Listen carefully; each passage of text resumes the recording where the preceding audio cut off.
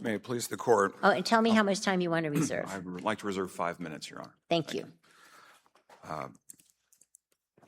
May it please the court. Appellee appears today because the bankruptcy court in this case held that the removal of Lefever Mattson as the general partner of Live Oak violated the automatic stay because Lefever Mattson retained a property interest in Live Oak. Again, two bankruptcy cases going on simultaneously. And the court held that that interest was an asset of the bankruptcy estate. Hence, any removal of Lefever Mattson as the managing partner was a stay violation. As the court held, the pertinent language of California Corporations Code 15906 and 16603 is an impermissible ipso facto clause.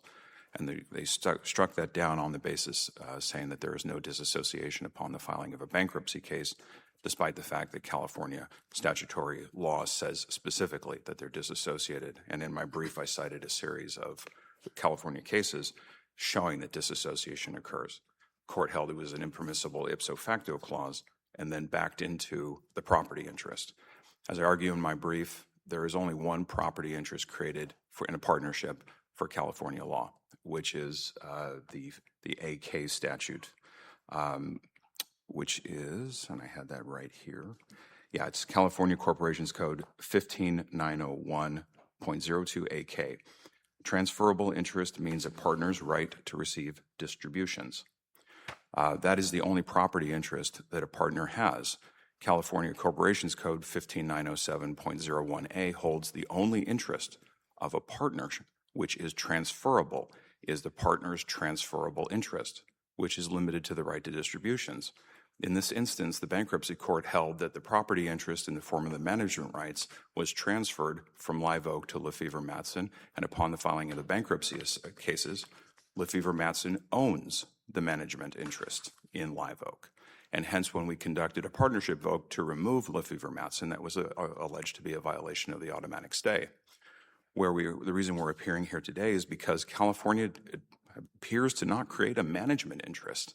And the bankruptcy court relied on an Ohio case in Ray Cardinal Industries, where it says very specifically that it's citing Ohio law, or the Ohio Partnership Code. And specifically, I'm quoting it right now, Lefever, and this is what the bankruptcy court said in its order, Lefever Mattson's pre-petition property rights thus included its general partnership duties under the agreement. And the bankruptcy court cited to Ohio Revised Code Section 1775 and 1782. The bankruptcy court did not apply California law here. And as both myself and appellee have presented, the Butner case, the U.S. Supreme Court case, says that property interests are governed by state law. And hence, we have to look to California law, not Ohio law, or any of the other cases that are presented here. And I would reiterate my objections to many of these cases, which are unreported and also irrelevant, because they deal with LLCs, not with partnerships. They are very different creatures. Partnerships are a voluntary association, and one of the problems you have with partnerships is somebody files a bankruptcy. All of a sudden, you have a new partner that you never consented to, and again, that's a basic constitutional premise of freedom of association. You now have a bankruptcy trustee. If the bankruptcy estate owns that interest, or because of the filing of a bankruptcy, you're not only striking out the disassociation provision, you're also creating a property interest, which I haven't been able to locate a California case saying that there is an ownership interest in management rights. Well, doesn't the California Corporation Code say that general partners have equal rights in the management and conduct of limited partnerships activities? Absolutely they do, Your Honor, and that's why we held a partnership vote, is so that everybody, and Lefever Mattson participated in that partnership vote. They were represented by both the bankruptcy trustee, or strike that, anyway, their counsel appeared, and so did the representative of Lefever Mattson, Mr. Sharp. Was there an alternative method under the bankruptcy code if you don't like the general partner and the limited partners want to change that, and now this entity is in bankruptcy? There's a mechanism where you can seek a trustee or do something else to get somebody else to manage the affairs, convert to 7, get a trustee appointed in 11. We did in this case. Again, it's beyond the scope of the matter that's here, but we did bring a motion to appoint a Chapter 11 trustee in this case that dragged on for more than a year. Also, there's the possibility of a receiver. Again, there's several different methods. But in this instance, we were following the terms of the partnership agreement for Live Oak, which required us to give notice, required us to provide that to all the partners on a specified manner, which we did. We also filed it in the record of the case. We told everybody that wanted to appear was able to appear and vote and comment. A straightforward partnership vote. The position that Lefever Mattson took, and also that the bankruptcy court took, is we can't hold a partnership vote because there's a bankruptcy. I find that extraordinary because that means you can't change the partner once the bankruptcy case starts. Well, this is a unique situation here, too, because you have both the partnership, Live Oak, in bankruptcy, and the general partner also in bankruptcy. Oh, yeah. All right? So that's what makes it unique. And so ordinarily, if just the partnership was in bankruptcy, then, perhaps it would be a clearer path for you. But where the general partner is also in bankruptcy, it seems like under California law, they're the manager. They have the right to the manager of the property. And if you take them out of the partnership after the bankruptcy has been filed, then you are affecting their rights. And, you make some arguments like, well, kind of a no harm, no foul argument, right? Because, well, they couldn't assume this contract anyway because of this just call it an ipso facto clause for shorthand, not Sure. Right? They couldn't assume it anyway, or they couldn't continue as manager. So no harm, no foul. But doesn't that also put the cart before the horse? Shouldn't you have been asking the bankruptcy court for these things first? Well, Judge, hindsight's 20/20, as we always know.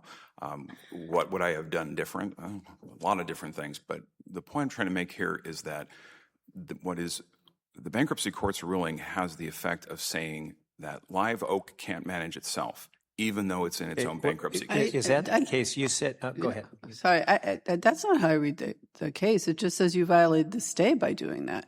You could have gone and gotten relief from stay, and then you could have managed it. I mean, I don't think the bankruptcy court said you had no options. It's just you violated the stay in doing it the way that you did. Then we're into what property interest was affected by the actions of calling a general partnership vote, because you have to show that Lefever Mattson owns this interest. And that's where we're back to state law, because you have to look at California state law as to what property interest Lefever Mattson had.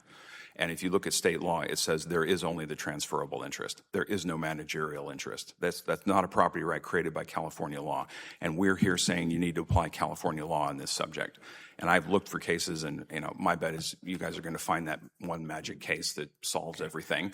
I don't know if you remember, but I was back here in September, and you handed me a case in the middle of oral argument. Where it's like, but anyway, the reason I'm bringing this up is because we have to abide by the ruling in Butner. That says you look at state law for the creation of property interests. And if you look to California law, you're back to 15907 and you're back to 15901, the transferable interest. Well, Judge, my colleague to my left asked the question that I was about to say the same thing. It was right, exactly the same thing. But you said the limited partners were put in a position that they can't do this. And I don't think that that's right. I think even if it was a property interest, it's not that they can't. There was just a condition preceding. They had to ask the bankruptcy court for permission to do so. In other words, get relief from the stay to do so. So I don't think it's a can't. Well, no, it's not a can't, Your Honor. What I'm saying is that there's no property interest the stay applies to, because California law doesn't create a managerial interest. And that's why I believe the bankruptcy court used the Cardinal case, because it's applying Ohio's partnership law, which says that there is a managerial interest. It creates it specifically by statute. California lacks such a statute. Hence, there is no stay violation here because there's no property interest held by Lefever Mattson, at least under California law, as I read it. And with that, I'm just about out of time. So, All right. Thank you, Your Honor. The rest of your time will be reserved. Thank you.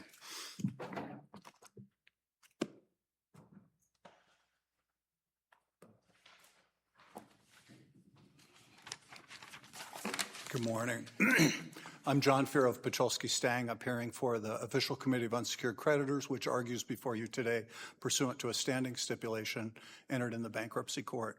First of all, I want to thank you for holding a hearing in this beautiful room. I haven't been here in a very long time, and it's just stunning, and I'm glad we're not on Zoom.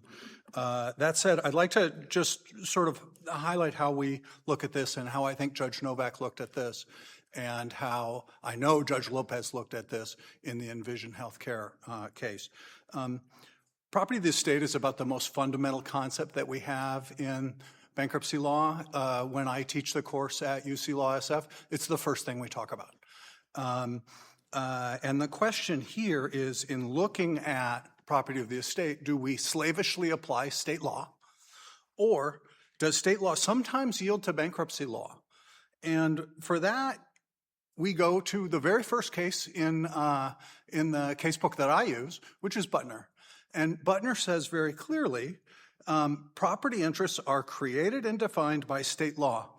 And then there's a second sentence, and I know you've read it.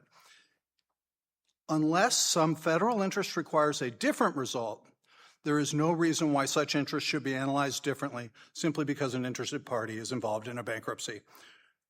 Okay, so here, Congress has told us that there is a different result that is mandated under this situation. And that's embodied in 541C1B, which was not front and center in the appellant's argument, and which is the real roadblock to any argument that they wish to make. Yes, there's no question that we're going to define property of the estate as broadly as possible, and we do. Judge Lopez said, hey, all means all. And of course, that's the case. So the question is, what is the bundle of sticks that Lefever Mattson had as the general partner?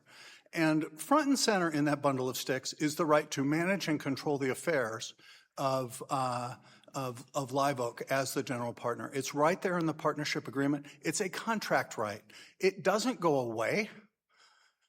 Nothing that happens on the day a bankruptcy case is filed suspends that in any fashion.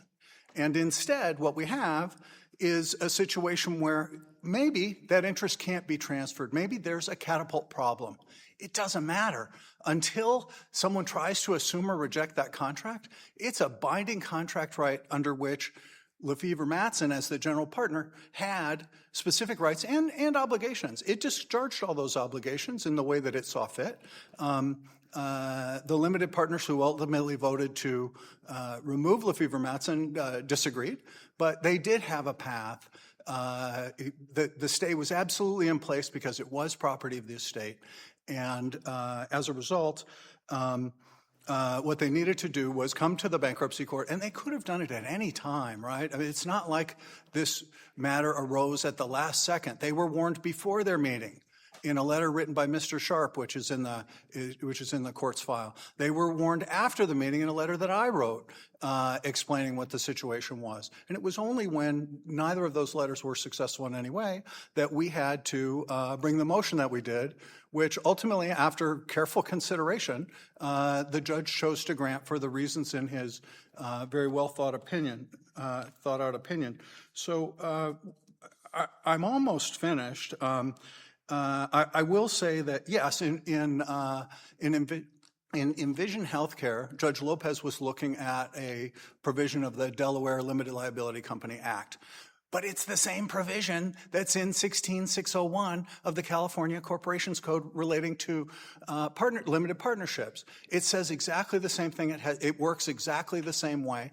It was not allowed in Envision Healthcare for obvious reasons, and there is no meaningful distinction.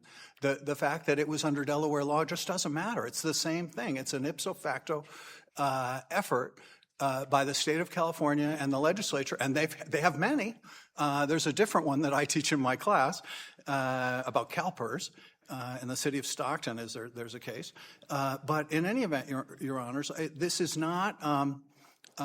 It's not even a close call between limited partnerships and LLCs. They're functionally identical for this purpose and with regard to that statute and how it works. So I just like to go quickly over No, Your Honors, I've covered it all. I have nothing to add. All right. I'm ready to answer your questions. So the the argument is that the statute doesn't provide any management rights to the general partner. That would be considered a property interest. That's what Mr. Kelly is arguing, and I pointed out, and he agreed that there's a statute that says in California that says the general partner has a right to manage the property, manage the assets of the company.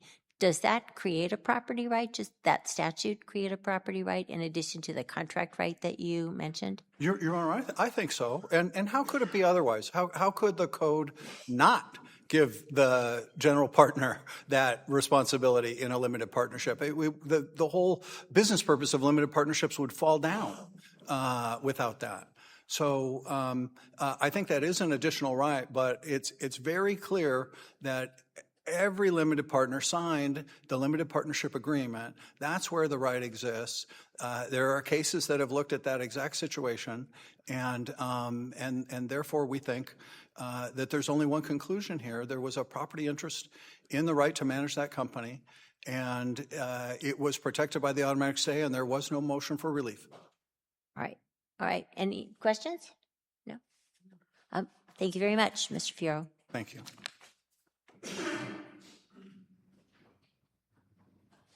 Your Honors, thank you again. I want to respond to one thing about the 541c1 ipso facto clause. There is a distinction between a multi-party and single-party entity, and I cite this in the brief, and I cited to the In re Cutler case and In re Eman. This is not true of multi-party entities where other partner interests are protected by limiting the bankruptcy estate's interest to economic rights only. Again, back to the freedom of association argument. Again, Mr. Fiero said that we should not slavishly follow California law. Well, Butner says, yes, you should, except where, as he pointed out, where there's some other interest. The ipso facto clause is one thing, but the property interest still needs to exist. And I'm not finding that in California law, and I'm not finding any cases that say that. Instead, we're backing into this contract interest, which, again, as I point out in my brief, personal service contracts are not assumable under 365. And if you're saying that there's a property interest in a contract because it's the partnership agreement, well, a breach of it, once the contract is breached, the debtor in possession can no longer enforce its provisions. And that's cited to In re Warner, which is the bankruptcy case from 2012 in my brief. If you hold it, there's a property interest in a contract, and the debtor in possession has breached that contract, they can't seek to enforce its provisions anymore. I mean, but that doesn't make it not property of the estate, does it? I mean, that means you get to decide what's property of the estate, not me, as the bankruptcy judge. How does that work? Well, right, but then you're back to you're no longer treating it as a partnership. You're treating it as a contract. And this is a partnership, and California deals very differently with partnerships than general contract rights. And in this instance, there is only the transferable interest created under the California Corporate Code, as I cited But that earlier. doesn't deal with my issue, which is you're going to come in, you've got this situation, we're in bankruptcy court, and you're going, well, we don't need to worry about it, kind of back to my no harm, no foul concern, which is, they can't assume it anyway, so we can just do what we want without involving the bankruptcy court. We can just do it because we get to decide whether this is correct or not. They can't assume it, so they never had that. So therefore, they never had the right. It's not property of the estate. I feel like that's backwards. Is that not backwards? Well, the way I'm looking at it is, how does Live Oak not own the right to govern itself? How can someone else, when it's in its own bankruptcy case? Because it has its own bankruptcy estate as well. And this is something that is fundamental. You ask for relief from the stay. That's how it works. You go to the bankruptcy court and say, help me deal with this. Help me. Well, because that was the only issue that he decided, Judge Novak, was this violates the automatic stay. Well, He didn't say, I'm not deciding. He said, I'm not deciding any executory contract issue or whether or not this Lefever Mattson should still be the general partner and managing. I'm not deciding that. All I'm saying is for this action here, you violated the stay. And I feel like what you're saying is, it doesn't really matter because they couldn't assume it anyway. well, Doesn't that turn the bankruptcy code on its head? Well, I don't believe so. I was responding to Mr. Fiero's comments when he referenced contract, because that's what you just quoted is what Judge Novak said. He said, "I'm not deciding this issue." But again, I'm responding to appellant's or appellee's argument. What I see going on here is that the appellant or appellee is arguing, or Lefever Mattson is arguing that they own the managing interest, and that upon the filing of bankruptcy, that property became property of their bankruptcy estate. And Butner says if you're going to determine property rights, you then look to state law. And under state law, there is no such partnership or no such management interest. And that's why the Cardinal case keeps getting cited over and over again, because Ohio corporate law does create a managerial interest. And it's specific. It sets out there's several interests that it creates specifically. And I ran through those in my brief. And what I'm trying to point out is that California does not have the same statute. It's not there. And if it's not there under state law, then you are creating a property interest which does not exist under California law. And then when Mr. Fiero quotes the second sentence from Butner saying there's some compelling interest, I don't think that they meant you can start creating property interests under state law where they don't exist. Your argument is you never get to that second sentence or second issue because there never was a property interest in the first place because of this. That's what the statute says. Precisely. All right. And that's the argument, and that's why we appear today. And if you have any further questions, I'm happy to answer them, but it doesn't Thank sound you. like. Does anybody have any other questions? No. All right. Thank Thank you you, very Your Honors. much. Thank you. Thank you all. This will be submitted, and we will try to get a decision promptly.